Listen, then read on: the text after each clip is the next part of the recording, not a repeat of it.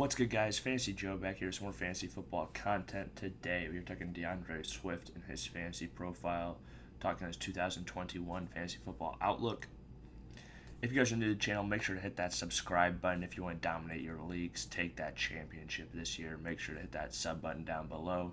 Check out a bunch more of these fantasy profiles on the channel, more to come. Hit that like button, and if you have any questions or comments, let me know in the comment section down below. Let me know we were taking DeAndre Swift in drafts. All right, so let's talk about DeAndre Swift. He finishes the RB18 in 2020, and he was able to do that on only 114 carries. He did get 46 receptions last year. He is a very talented receiving back. That's what we saw him utilize that skill set in college. And the thing that really propelled his fantasy finish though last season, like I said, with only getting 114 carries, was touchdowns. He had 8 rushing touchdowns, 2 receiving touchdowns, which led to 10 total touchdowns, obviously.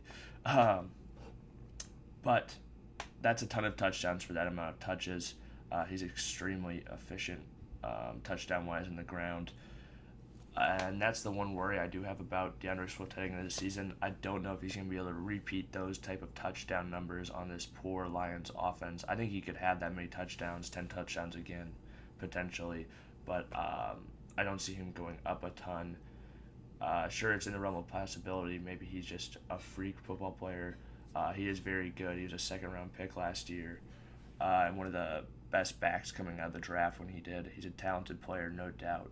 I just worry about really the offensive players around him, Jared Goff, these other passing game options, just the offense in general, how many goal line opportunities are they going to get, as well as with the departure of Matthew Stafford, this offense has gotten a lot worse.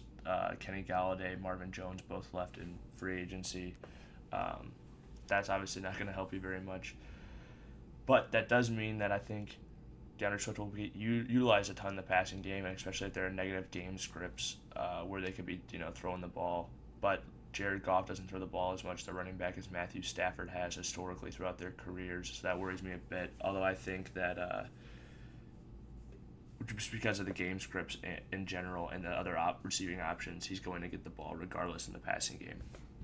Another exciting thing for DeAndre Swift this year is that the Lions took Penei Sewell in the draft in the first round. So they do have and they had a pretty solid offensive line to begin with, but you add Penei Sewell to it. They've got a pretty strong offensive line unit there that could help out in the running game for sure.